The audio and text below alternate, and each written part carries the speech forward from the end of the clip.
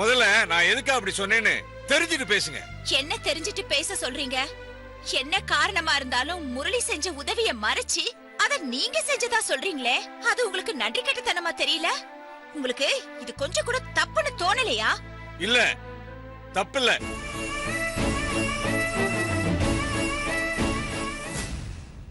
காவ்யாவுக்கும் எனக்கும் இனி ஒட்டும் இல்ல, உறவும் இல்ல. அத பத்தி என்கிட்ட பேசாதீங்கன்னு உறுதியா சொல்லிட்டாமா. நான் என்னமா சொல்றது? நான் இவ்வளவோ கெஞ்சி பார்த்துட்டேன்.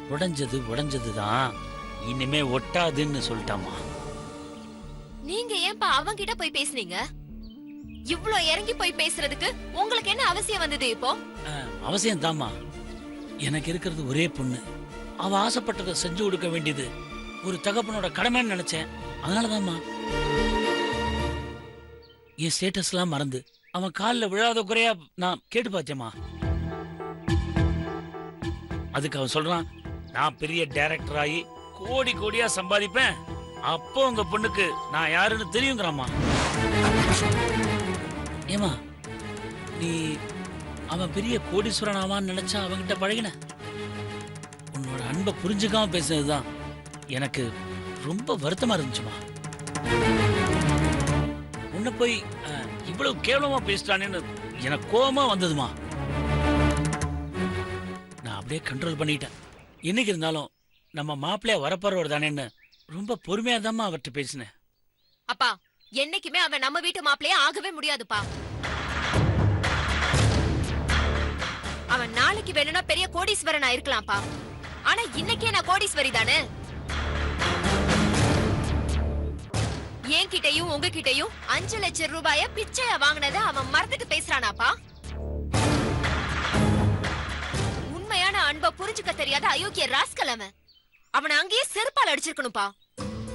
ஐயோ காவ்யா, ஆத்திரத்துல அப்படிலாம் பேசாதம்மா. உன் கோபம் தணிஞ்சதுக்கு அப்புறம் ஐயோ சித்தார்த்தை இப்படிலாம் திட்டமேனு நீ வருத்தப்பட போறமா? அப்பா, சத்தியமா வருத்தப்படவே மாட்டேப்பா. இப்ப நான் வார்த்தையால சொன்னத அவன் மட்டும் இங்க என் முன்னாடி இருந்திருந்தானா நானே அவனை செருப்பால அடிச்சிருப்பேன்.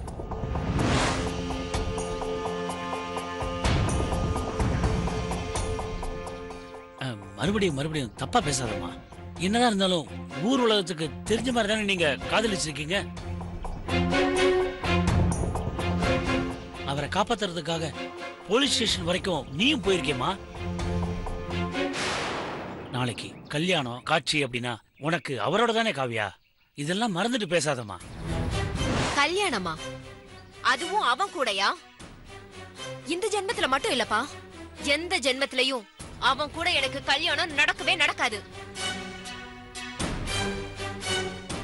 ஏன் நீங்களே சித்தார்த்து தான் மாப்பிள்ளைன்னு சொன்னா கூட சாவனே தவிர அவனை எல்லாம் கல்யாணம் பண்ணிக்க மாட்டேன்ப்பா. இல்ல, இந்த பேச்ச இதோட விட்டுருவோம்மா. நீ யோசிக்காம பேசிட்டு இருக்க. இதெல்லாம் சரிப்பட்டு வராதுமா. உன் கோபம் தணிஞ்சதுக்கு அப்புறம் நம்ம இதை பத்தி பேசலாம். That's all. அப்பா, இனிமே இத பத்தி பேசுறதுக்கு ஒண்ணுமே இல்லப்பா. நான் நல்லா யோசிச்சுதான்ப்பா சொல்றேன். சித்தார்த்துங்கிறவன் இனிமே என் வாழ்க்கையில கிடையவே கிடையாதுப்பா. ஆரம்பத்துல அவன் எனக்கு தகுதியானவன் இல்லன்னு நீங்க எவ்வளவோ சொன்னீங்க. அப்ப எனக்கு புரியவே இல்லப்பா. பணம் வந்துட்டாலே தகுதியும் தராதரமும் வந்துரும் நினைக்கிற தரம் கெட்டவன்னு இப்பதாப்பா எனக்கு புரியுது. எனக்கு பிடிச்சவங்கிற ஒரே காரணத்துக்காக பிடிக்காதவன கூட உங்களுக்கு பிடிச்சவன மனச மாத்திக்கிட்டீங்களேப்பா. உங்களோட உயர்ந்த உள்ளத்துக்கு மாப்பிள்ளையா வர தகுதி இல்லாதவன் அந்த சித்தார்த். தேங்க்ஸ் காவ்யா. இந்த அப்பா மேல எவ்வளவு அன்பு வச்சிருக்கேன்னு நீ புரிஞ்சுக்கிட்டியே, எனக்கு அது போதுமா. அப்பா, என்னோட வாழ்க்கைங்கிற புத்தகத்துல இனிமே சித்தார்த்துங்கிற அத்தியாயமே கிடையவே கிடையாதுப்பா. என் மனசு மாறவே மாறாதுப்பா. ஒருவேளை மாறினா கூட நான் கேட்டா கூட நீங்க சித்தார்த்த எனக்கு கட்டி வைக்காதீங்கப்பா. இதைத்தான் நான் எதிர்பார்த்தேன். நான் உனக்கு அப்ப மட்டும் இல்ல, வில்ல, மகா வில்ல. அப்பா என்னம்மா? வீட்டுக்கு போலாமாப்பா? போலாமா, வா.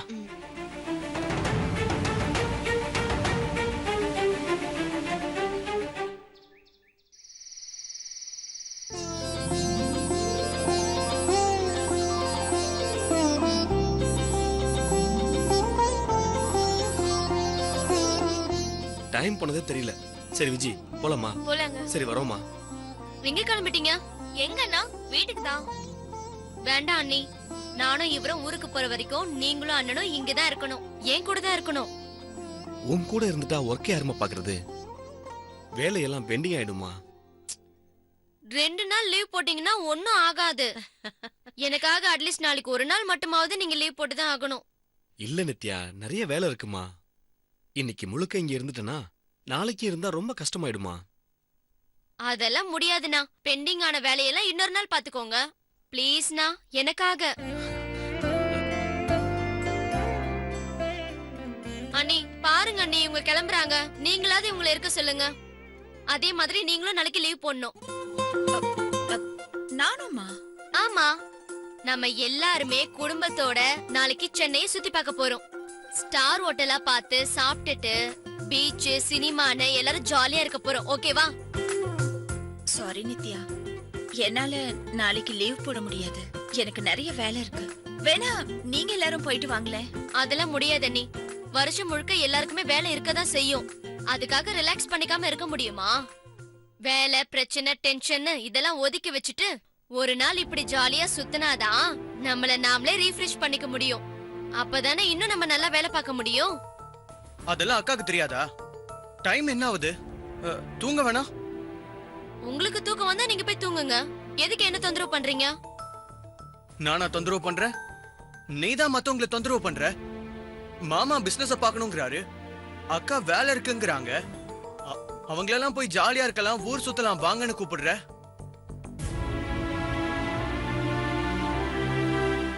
அவங்களெல்லாம் போய் ஜாலியா இருக்கலாம், ஊர் சுத்தலாம் வாங்கன்னு கூப்பிடுற.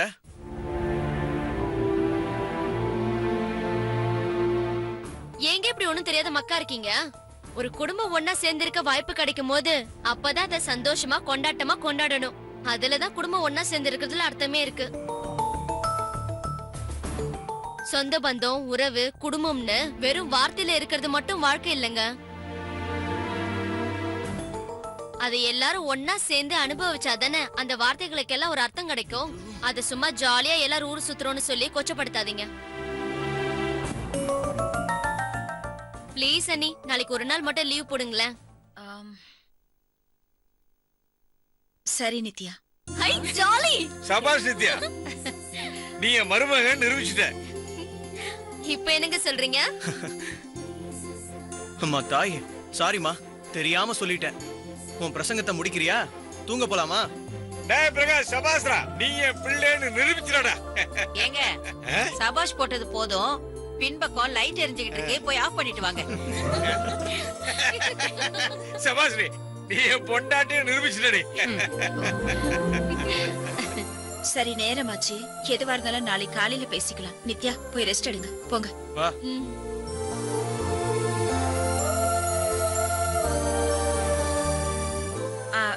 நீங்களும் போய் ரெஸ்ட் எடுங்க, போங்க. சரிக்கா. அம்மா உனக்கும் தனியா சொல்லணுமா? வா வா.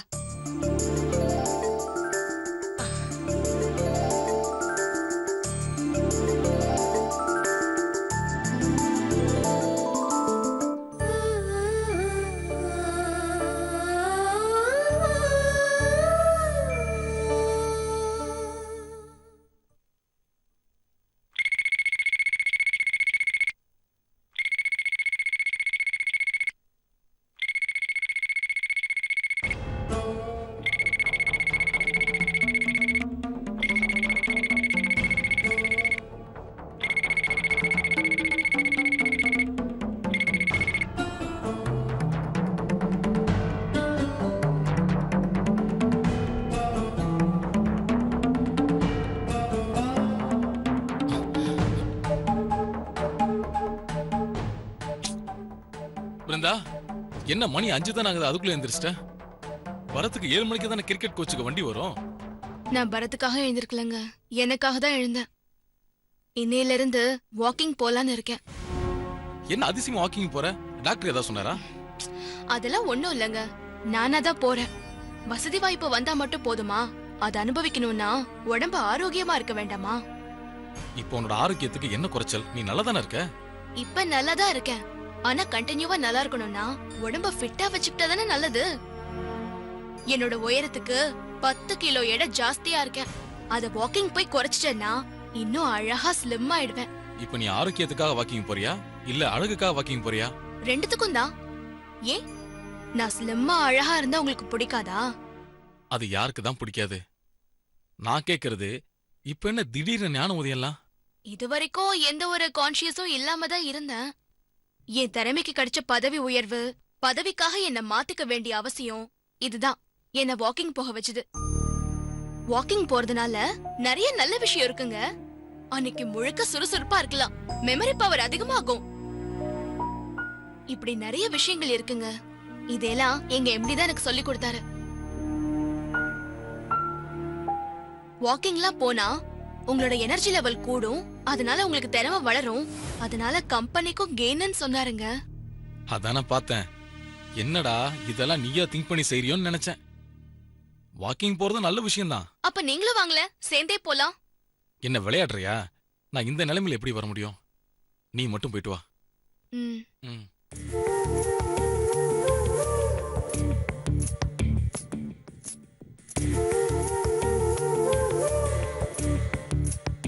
என்னங்க என்னங்க ம்.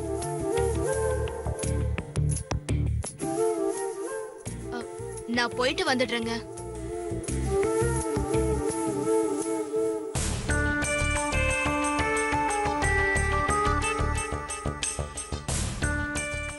என்னது இது? திடீர்னு ஏதோ பண்ணி ஷாக்லாம் கொடுக்கற? ஏங்க இது நல்லா இல்லையா எனக்கு? இதெல்லாம் நல்லா தான் இருக்கு. இனிமேல் எதுனாலும் சொல்லிட்டு செய். சரி, போகும்போது லைட் ஆஃப் பண்ணிட்டு போ. கதவை மறக்காம சாத்திட்டு போ. ம்.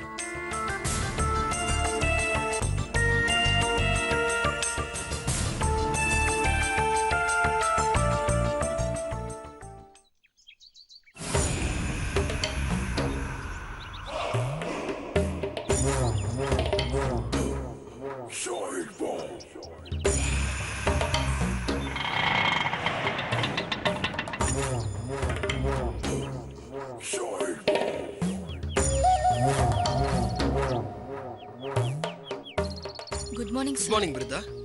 ட்ராக் சூட்லயே நீ ரொம்ப அழகா இருக்க. Thank you sir. எங்க நீ வராம போயிடுவேன்னு நினைச்சேன். அது எப்படி சார் வராம போயிடுவேன்? அலாரம் வச்சு எழுந்துட்டேன்.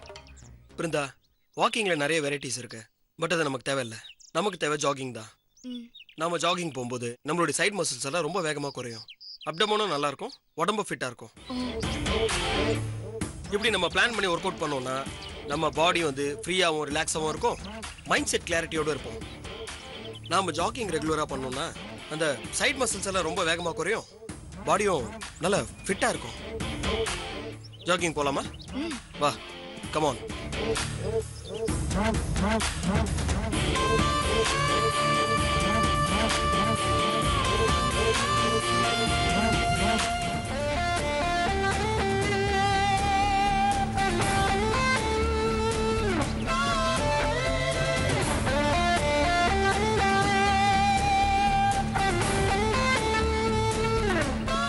பிருந்தா, உனக்கு தனியா ஒரு கார் வாங்கி தரலான்னு இருக்கேன். அதெல்லாம் எதுக்கு சார்?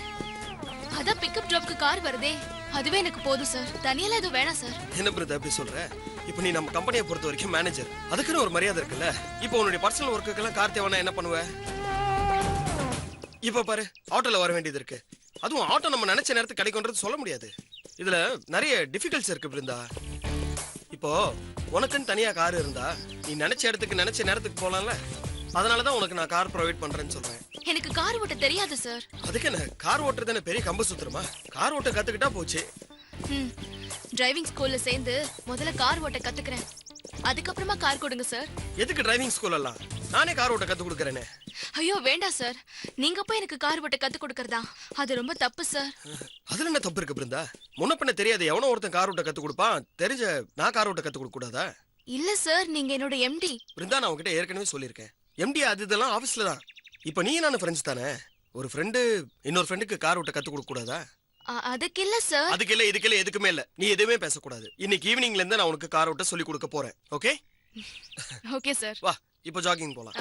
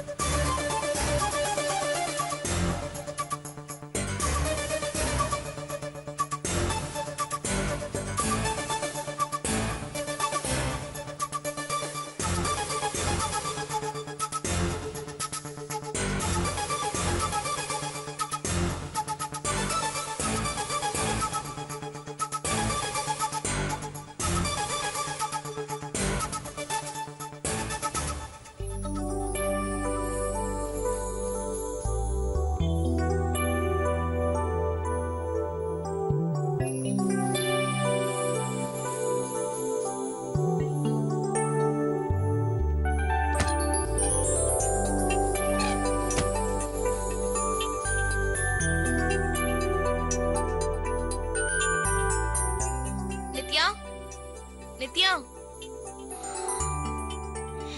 எழுந்திரி நித்யா, காஃபி கொண்டு வந்திருக்கேன். அண்ணே, அத ப்ளீஸ் வச்சுட்டு போங்க அண்ணே. பிரகாஷ் பாத்ரூம்ல இருக்காரு, அவர் வந்தோடனே எடுத்து குடிச்சுக்கிறோம். அது வரைக்கும் 5 நிமிஷம் தூங்கிக்கிறேன் அண்ணே. சரி.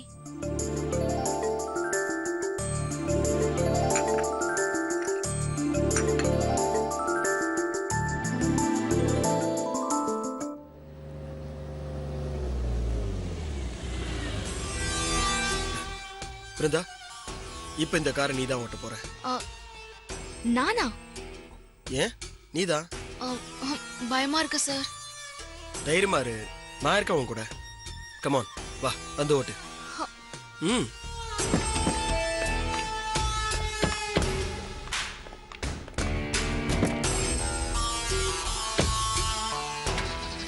பிருந்தா, முதல்ல ஒரு விஷயத்தை நீ நல்லா தெரிஞ்சுக்கணும்.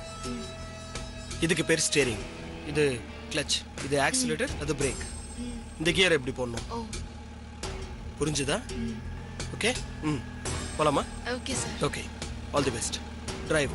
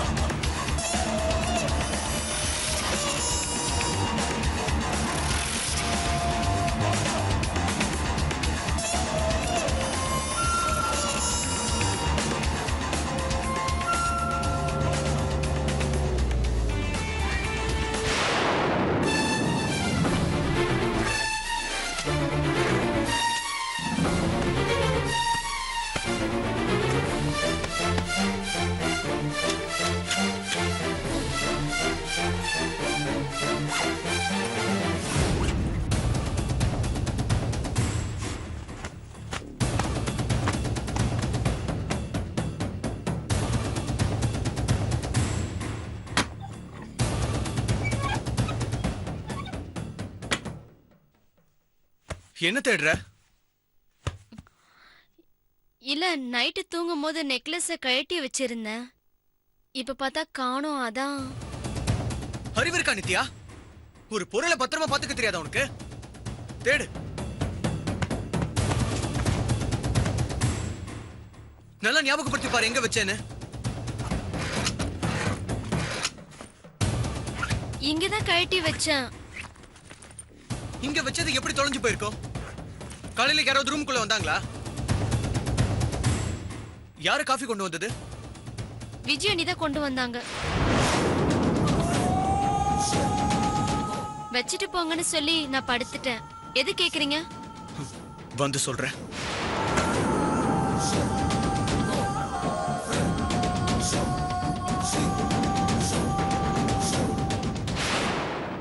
அக்கா, என்னடா?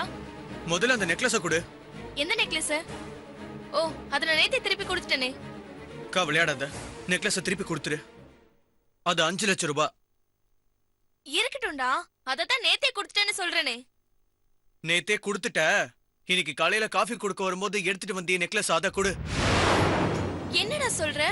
இது பாருக்கா, நீ ஏதோ ஆசைப்பட்டன்னு நெக்லஸ் உன் கையில கொடுத்துட்டா. நான் தான் அந்த வைர நெக்லஸ எதுக்கு கொடுத்தேன்னு வாங்க சொன்னேன். அவளும் கேட்டா, நீயும் கொடுத்துட்ட. அப்புறம் யாருக்கும் தெரியாம எடுத்துக்கிட்டா தெரியாம போயிடுமா என்ன? இப்ப நீ என்ன சொல்ல வர? ஏதோ ஆசைப்பட்டு எடுத்துட்ட விடு. இப்ப அந்த நெக்லஸ கொடுத்துட்டீனா யாருக்கும் தெரியாம நித்யா கிட்ட கொடுத்துருவேன். இந்த விஷயத்தை இப்படியே விட்டுருவோம். டேய் பிரகாஷ், நீ விளையாட்ட தானே பேசுற? விளையாடுறேன்னா எனக்கு வேற வேலை இல்ல. காஃபியை கொண்டு வந்து ரூம்ல வச்சுட்டு பக்கத்துல இருந்த நெக்லஸை எடுத்துட்டு போனல, அத கொடுன்னு சொல்றேன். சும்மா விளையாடுறேங்கிற. டேய், அப்படின்னா நான் நெக்லஸ் எடுத்தேன்னு சொல்றியா? யாருக்கும் தெரியாம நீ திருடிட்டாங்கற.